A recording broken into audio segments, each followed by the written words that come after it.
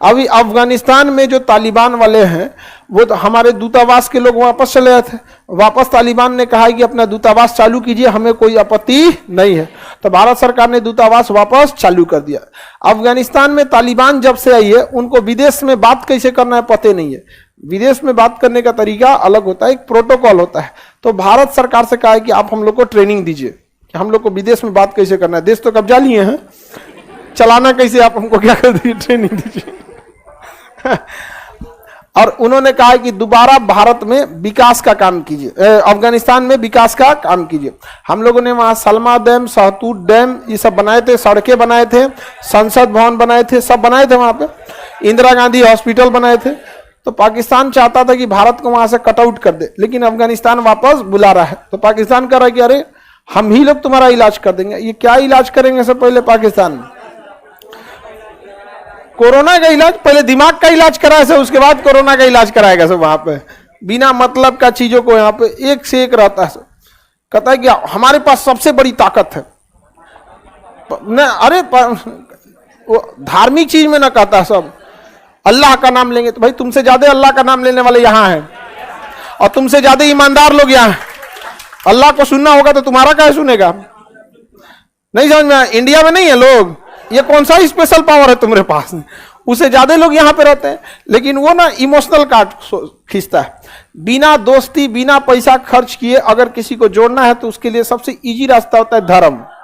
दोस्ती के लिए कुछ ना कुछ करना पड़ता है, समझ में? रिश्तेदारी के लिए कुछ ना कुछ सुख दुख में खड़ा करना पड़ता है। और धर्म ऐसा है ना, बिना कुछ के लिए जोड़ देता है। तो उसको लगता है क्या है, यही उसका पावर है। हमारे यहाँ घूमने फिरने सस्ता में पर्यटक कहाँ हो जाता है? नेपाल हो जाता है। तो हम दोनों का रिश्ता बहुत अच्छा है। यहाँ पे आईटीबीपी में है, नियम है कि गोली नहीं चलाना है एनी हाउ। ना चाइना हमारे ऊपर गोली चलाता है, ना हम चाइना के ऊपर चलाते हैं। लाठी मारे थे लोग, हम लोग लाठी या बांस से मारे थे लोग चाइना में। हमारी गलत फहमी है कि चाइना को हमें बंदूक से लड़ना है।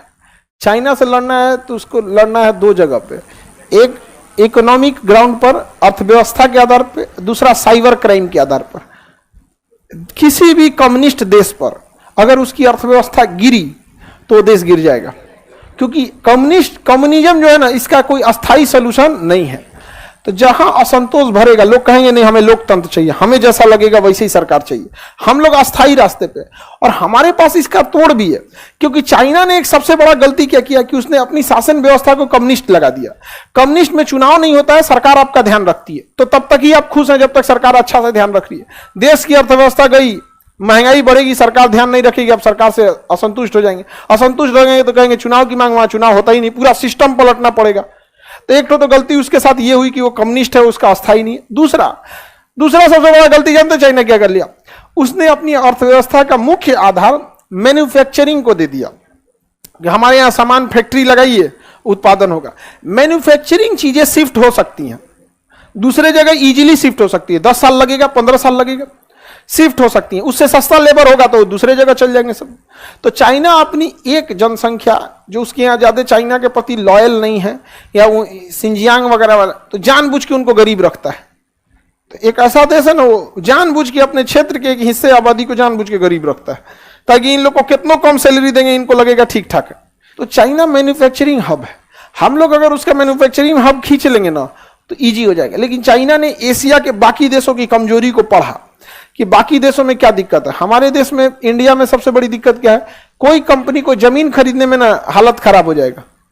चाइना ने कहा कोई दिक्कत नहीं, आपको कितना जमीन चाहिए हमको बोल दीजिए, हम पहले से खरीद के रखे हैं जमीन।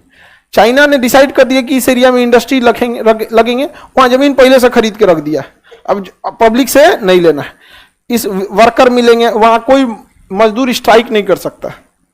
हमारे यहाँ डालमिया सीमेंट फैक्ट्री मजदूरों को चढ़ा के हई मांग पूरा करो, हई करो, हऊ करो, ये मांग वो मांग, नेतागिरी में मजदूर को नेता बना दिया। सब बंद हो गया, फैक्ट्री बंद हो गया। रोहतास में जाके देखिए, सासाराम, डालमिया, रोहतास, तो वहां पे चाइना में बहुत ज्यादा ये सब चीजें। अगर चाइना की अर्थव्यवस्था गिरी तो वह कम्युनिस्ट देश टूटेगा, तब यहां से जाएगा कौन? आईटीबीपी।